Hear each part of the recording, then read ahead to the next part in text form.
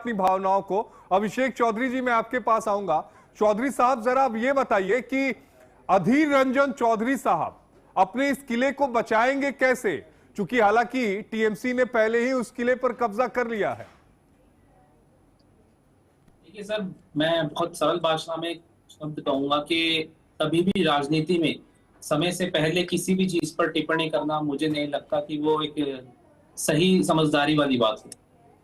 चुनाव जब किसी भी क्षेत्र में होते हैं, किसी भी राज्य में होते हैं, वो चुनाव वहां की जनता तय करती है, वहां के वोटर्स तय करते हैं। ना ही कोई पार्टी तय करती है, ना ही कांग्रेस तय करेगी, ना ही बीजेपी तय करेगी, ना ही टीएमसी तय करेगी। हमने पिछले लंबे समय में ये देखा कि किस तरीके से बंगाल में जो हिंसा हुई है, किस तरीके से बंगाल में जो महिलाओं के साथ जो हरकतें हुई हैं, उन सबको देखते हुए मुझे लगता है कि बंगाल की जनता एक बेहतर निर्णय लेने वाली है। और ये बहुत लेकिन इसी बीच एक सवाल मैं अभिषेक जी आपसे लेना चाहूंगा। बंगाल में आप लोगों ने जोर क्यों नहीं लगाया? सारा जोर केरला पे लगा दिया। जानते हैं कि वहां पर विजयन साहब के खिलाफ जो है माहौल वैसे ही ठीक नहीं है, सत्ता में आ सकते हैं, वहां आपने पूरी तरीके से जोर लगा दिया। पश्चिम बंगाल में कांग्रेस क्या पीछे रह गई? क्या एक व्यक्ति के कंधे पर भार दे दिया गया?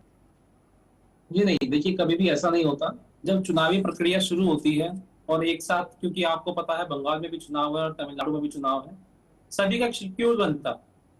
शेड्यूल के हिसाब से देखा जाता है। जितने नेताओं ने समय दिया, कोशिश करी कि पूरे नेता समय नहीं दे पाते, क्योंकि सब जगह मर्ज करना बहुत मुश्किल हो जाता है। ऐसा नहीं है, कोई भी पार्टी ये खुद से नहीं चाहेगी कि मैं उस स्टेट में चुनाव हार जाऊं, लेकिन वहां पे बहुत पुराने हमारे नेता जो अधीर रंजन चौधरी साहब हैं, वो बहुत मेहनत से वहां पे काम कर रहे हैं, लगे हुए हैं। तो ये हर जगह कार्य होता है। दूसरी बात, मैं एक चीज पर काउंटर करना चाहूँ कि अविनाश जी एक बात कह रहे थे, उन्होंने कहा कि जंगल राज है, ये उन्होंने माना आज। और दूसरा उन्होंने अलायंस की बात की। देखिए, इंडिया अलायंस जो है, इंडिया अलायंस नेशनल लेवल की बात है। जहां नेशनल मुद्दों की बात होती है, बीजेपी को लेकर जहां काउंटर करते हैं, वहां इंडिया अलायंस खड़ा होता है। लेकिन लोकल स्टेट लेवल पर इंडिया अलायंस अपने अपने जो भी पार्टीज हैं, वो अपने अपने क्षेत्र में, किसी क्षेत्र में कोई पार्टी स्ट्रांग है, मैं खुद मानता हूँ। अगर दिल्ली में कोई पार्टी स्ट्रांग है, हो सकता है उत्तर प्रदेश में कोई पार्टी स्ट्रांग है, तो बंगाल में कोई पार्टी स्ट्रांग है, तो हम उनसे अलायंस उस तरीके से नहीं कर सकते। वो नेशनल इश्यूज नहीं है, वो स्टेट लेवल की पॉलिटिक्स है। इन्होंने कहा कि पिछले कुछ समय में, बहुत पुराने साल में 1997 के करीब की बात है, जहां शंकर रॉय जी हमारे सीएम होते थे बंगाल के, उस समय उनको भारत रत्न मिला था। जो बंगाल में उस समय स्थिति क्या थी, आज स्थिति क्या है? आप लोग टीएमसी को खुले तौर पर वहां पर एक बड़ी पार्टी के रूप में मान्यता दे रहे हैं। अधीर रंजन चौधरी वो शख्स जो अपने किले को बचाने के लिए लड़ता रहा।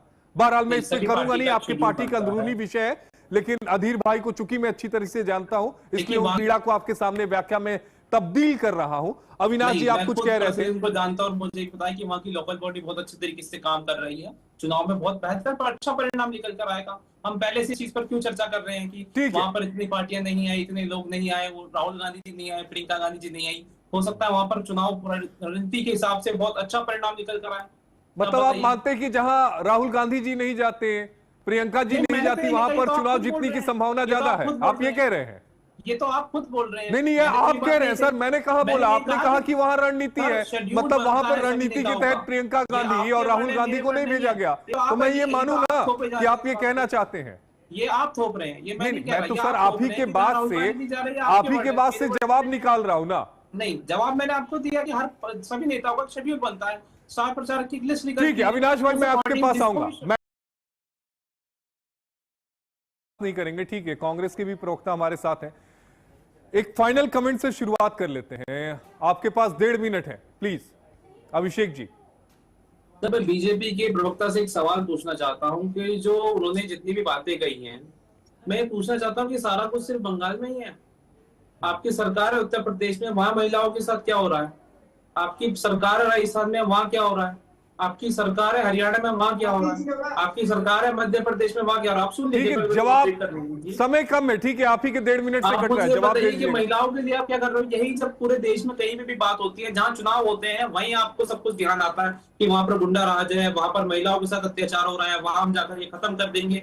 आपने दिल्ली में, आपकी सरकार दिल्ली में आपने क्या बेहतर सुविधा दी, आप मुझे बताइए। वही पुराना दीपा पोता, उसी को चमका कर आप दिखाते जा रहे हैं।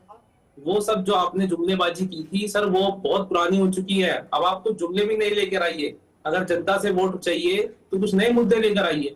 अगर विकास की बात आप करेंगे, विकास ठीक हमने है देखा किस रुपेंद्र जी, तरीके का जल्दी बीजेपी से का जवाब विकास दीजिए, हो फिर रहा है। संदीप जी से फाइनल रिएक्शन लूं। तो मैं यही कहूंगा, आप मुद्दों पर बात कीजिए, ये सब चीजें पे बात मत कीजिए, मुद्दे बहुत पुराने हो चुके हैं, आप आपके नए मुद्दे लेकर आइए कुछ, आप वही ठीक है घिसे-पिटी रुपेंद्र लाइनें जी, आप लेकर जल्दी आ से रहे हैं। जवाब दे दीजिए, एक बार जवाब आशीष ले सिंह, लेते 10 जी, सेकंड जवाब दे 10 लीजिए, फिर सेकंड उसके लूंगा बाद सिर्फ, संदीप जी के 10 पास। सेकंड लूंगा सिर्फ। बीजेपी के प्रवक्ता ने एक बात कही उत्तर प्रदेश के लिए कि उनके सीएम को यो बहुत मतलब प्रसिद्ध बताया उन्होंने। मैं कहता हूं कि उत्तर प्रदेश की सिर्फ मैं एक बात कहना चाहूंगा 10 सेकंड में। उत्तर प्रदेश में तब आपकी आंखें बंद थी जब एक बेटी के साथ बलात्कार हुआ, उसको रात के अंधेरे में जला दिया गया, तब आपके योगी आदित्यनाथ जी कहां थे? कहां था वहां का सिस्टम? कार्रवाई नहीं हो कहां रही थी है, बीजेपी की सरकार? कार्रवाई नहीं हो रही, पूछिए इनसे। अभी तो क्या कोर्ट ऐसी केस में मजबूरी चल पड़ी रहा थी है, जो रात को हिंदू समाज में, हिंदू धर्म में समय, सुनिए मेरी बात, हिंदू जो समाज है ना, उजाला ढलने के बाद, अंधेरा होने के बाद कहीं भी शमशान घाट पे कोई भी बॉडी को जलाया नहीं जाता है। ऐसी क्या मजबूरी पड़ी थी वहां पर जो इतनी अफरा तफरी में सब काम करना पड़ा था? बोला गया है, योगी आदित्यनाथ जी बोले अभी वो कोर्ट में कर रहे हैं, सबको बर्खास्त किया जाएगा, खत्म किया जाएगा। योगी आदित्यनाथ जी के राज्य में ऐसा कोई नहीं होगा जिसको जो इंसाफ ना मिल उत्तर सके। प्रदेश में जितना बुरा हाल पहले था वो भी आज हाल वही है, कुछ नहीं बदला सर। आप आइए सड़क पर, जमीन को उतर के देखिए, टेलीविजन पर बैठ के मैं आप 1000 बार डिबेट कर लेंगे, यहाँ पर कुछ नहीं होगा। आप सड़क को उतर के देखिए, आपको पता है, मुझे पता है, मैं तभी आपको ये चीज बता रहा हूँ। मैं खुद उत्तर प्रदेश से बिलोंग करता हूँ, मैंने खुद वहां की चीजें देखी है, असलियत मैंने खुद देखी है। जो आप चीजें बता रहे हैं मैंने खुद वो चीजें देखी हैं। जब महिलाओं पर कई उत्तर प्रदेश में जब किसी दलित के साथ कोई अपराध होता है और जब कांग्रेस पार्टी के नेता वहां मिलने जाते हैं तो क्यों वहां की सरकार रोक देती है मिलने से? वो कोई अपराध करने जा रही है क्या? ठीक है, अभी इसको किसी थोड़ा पीड़ित के पास मिलना बुरा है?